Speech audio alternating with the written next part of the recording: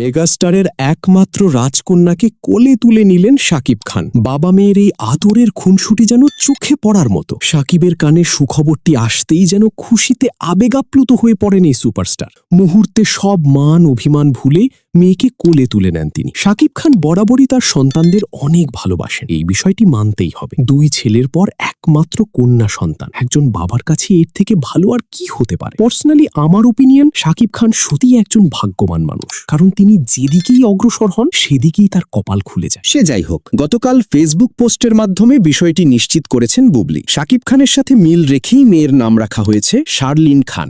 সেই সাথে সমালোচকদের মুখে দাঁত ভাঙা জবাব দিয়ে ক্যাপশনে উল্লেখ করেছেন বাবা শাকিব খানের নাম।